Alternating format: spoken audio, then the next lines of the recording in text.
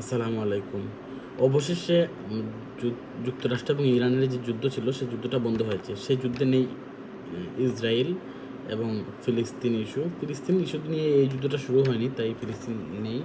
আর যেহেতু ইসরায়েল এই যুদ্ধে প্রথম থেকেই যুক্তরাষ্ট্রের সাথে কাঁধে কাঁধ মিলিয়ে অসংখ্য হামলা করেছে, অসংখ্য গোয়েন্দা তথ্য বা সব ধরনের সহযোগিতা করেছে এবং সরাসরি যুদ্ধে ছিল, এবং পাল্টা আক্রমণের শিকারও হয়েছে। তারপরও এই ইসরায়েল এই এই যুদ্ধ সমাধানের পক্ষে বা যুদ্ধ বন্ধের যে চুক্তি স্মারক স্বাক্ষর হয়েছে, সে স্বাক্ষরে নেই।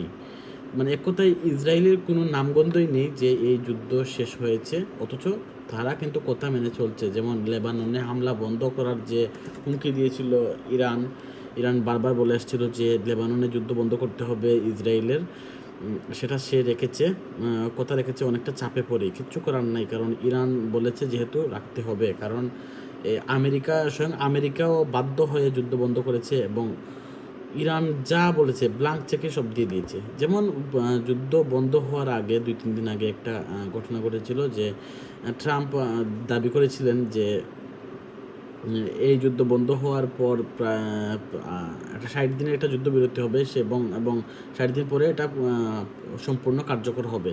এবং 30 দিন, প্রথম 30 দিনের মাথায় 30 দিনের ধাপে ধাপে ইরানে যে নৌ অবরোধ দিয়েছিল সেই অবরোধটা তুলে নেবে যুক্তরাষ্ট্র।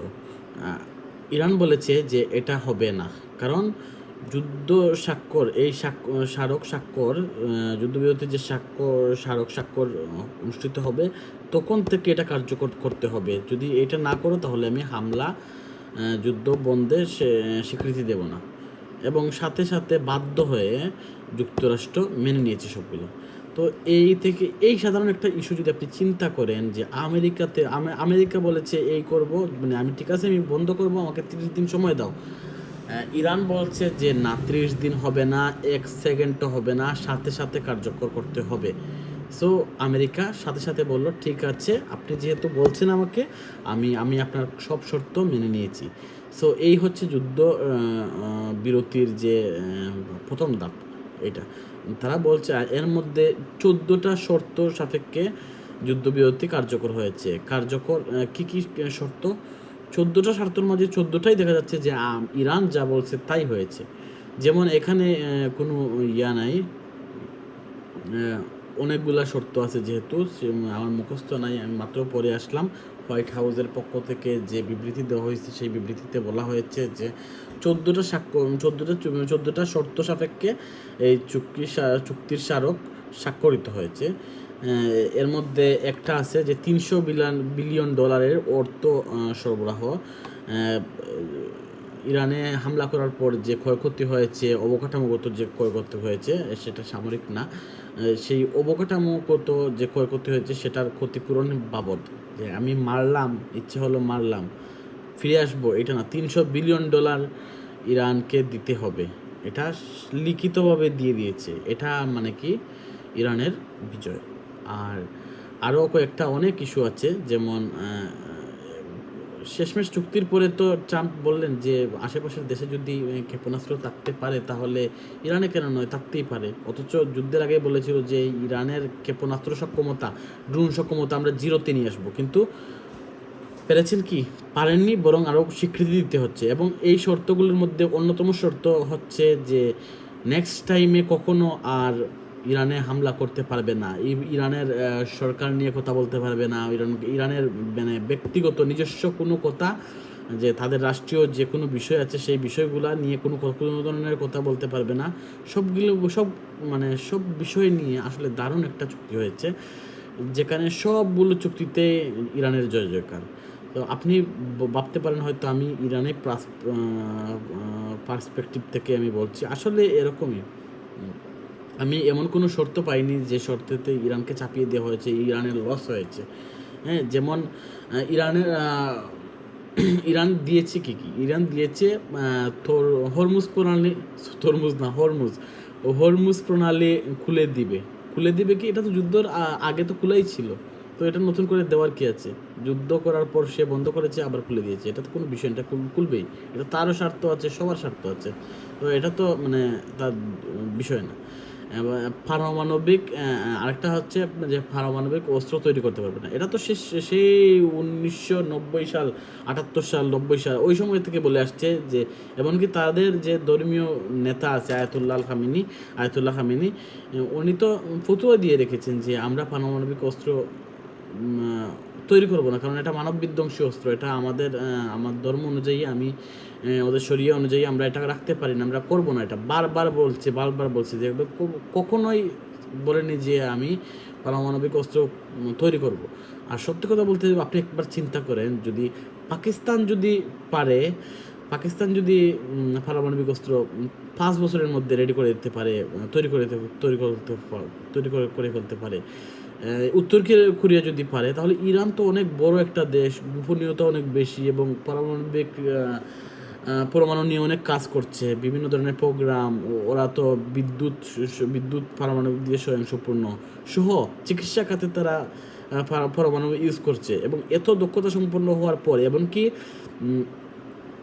উত্তর কোরিয়ার সাথে ইরানের গভীর সম্পর্ক। ইরান যদি একবার বলে যে আমাকে পারমাণবিক অস্ত্রের প্রযুক্তি দাও, দিতে বাধ্য, দিয়ে দিতে পারবে। এমনকি পাকিস্তানও দিতে পারে, এই ধরনের সম্পর্ক আছে এবং চেষ্টা করলেই পারবে। কিন্তু ইরান, আমি যতটুকু বুঝলাম, সেই 2020 সালেই শুনেছিলাম যে ইরানের যে সক্ষমতা আছে আর মাত্র 12 দিন, আর মাত্র 2 মাস, আর মাত্র 1 বছর, এরকম হলেই ইরান পারমাণবিক স্বয়ংসম্পূর্ণ হয়ে যাবে, পারমাণবিক অস্ত্রের মালিক হয়ে যাবে। বা এখনও যে হাতে যে ইউরেনিয়াম আছে, সেই ইউরেনিয়াম দিয়ে প্রায় 50টি বা 12টি 10টি এরকম 2020 সাল থেকেই শুনে আসছি। সো তখনও যদি চেষ্টা করতো তাহলে তো পারতো। অথবা এই যে 6 মাস আগের যে প্রথম যে গাজা যুদ্ধর পর যে গাজার যে প্রধান ছিলেন, নামটা আমি আসলে মনে করতে পারছি না, ইসমাইল গানি নাম না কি জানি একটা, গাজার যে হামাসের প্রধান ছিলেন, উনি যখন ইরান সফর করেন, ইরানের থাকাকালীন যেভাবে গুপ্ত হত্যা চালায় ইসরায়েল, এবং তার সাথে সাথে লেবাননের হাসান নাসরুল্লাহকে হত্যা করা হয় বিমান হামলায়, এবং সেখানে ইরানের অনেক কূটনীতিক ছিলেন, তাদেরকেও হত্যা করা হয়। তখনই মোটামুটি একটা আভাস বুঝেছিলাম যে যদি চেষ্টা করে খুব শীঘ্রই তৈরি করে ফেলবে। অথচ এর 4 বছর আগে বিভিন্ন পত্রপত্রিকা বলছিল যে 2 মাস সময় আছে, 2 মাসের মধ্যেই স্বয়ংসম্পূর্ণ হয়ে যাবে ইরান। সো এরপর কিন্তু যুদ্ধ বন্ধ ছিল প্রায় 6 মাস। এই 6 মাসেও ইচ্ছা করলে পারতো। তার মানে তাদের ইচ্ছেই নেই, আসলে ইচ্ছে নেই, এটা 100% আমি বলতে পারি। আর পরমাণু দিয়ে কী বা করবে? কারণ এই যে আমেরিকা, রাশিয়া কত মার খাচ্ছে, এই সাধারণ একটা ইউক্রেনের দেশে, ছোটো একটা দেশ থেকে কত মার খাচ্ছে, সে ব্যবহার করতে পারছে না।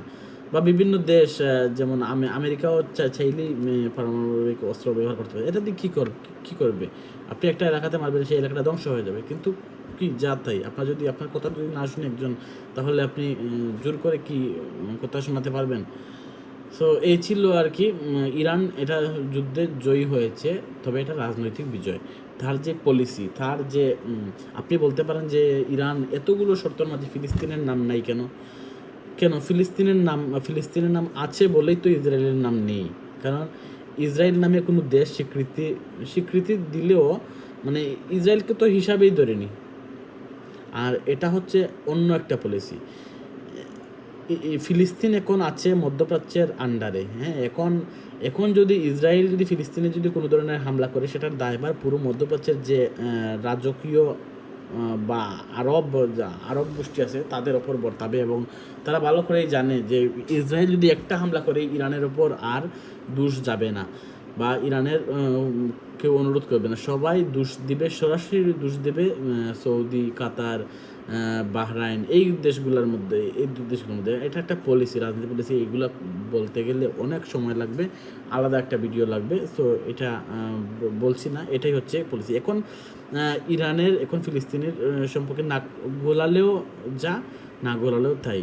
সো এখন মেইন যে বিষয়, সেটা হচ্ছে লেবাননকে যদি ছেড়ে আসতো এই যুদ্ধের শেষে যদি দেখা যেত যে আপনি ইরান একা আছে, ইরান সব শর্ত মেনে নিয়েছে, ইরানের কথা আমেরিকা মেনে নিয়েছে, কিন্তু দিন শেষে দেখা যাচ্ছে লেবানন এবং ইসরায়েল যুদ্ধ চলছে, সেখানে ইরানে কোনো কথাবার্তা বলছে না। তো সব কিছু শেষে আমি মনে করি যে ইরান খুবই ব্রিলিয়েন্ট একটা মাস্টার মাইন্ড, কী বলবো, মানে আসলে অসাধারণ। তাদের যে রাজনৈতিক পলিসি, এটা আসলে ভাবতেও অবাক লাগে। তারা ছোটো ছোটো বিষয় ইরানের অনেক ক্ষয়ক্ষতি হয়েছে, এটা তো অস্বাভাবিক। যখন মারতে আসবে তখন তো সে লিস্ট করে আসছে, এসে মেরে ফেলেছে, ও তো জানে না কিছু, বা জানলেও কিছু করার নাই তো। কিন্তু তার যে প্রতিরোধ ক্ষমতা দেখিয়েছে সেটা আসলে অসাধারণ।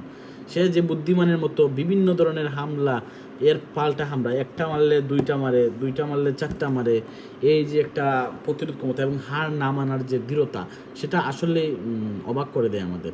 সো আজকের মতো এটাই, যে ভালো থাকবেন সবাই। আসসালামু আলাইকুম, ধন্যবাদ।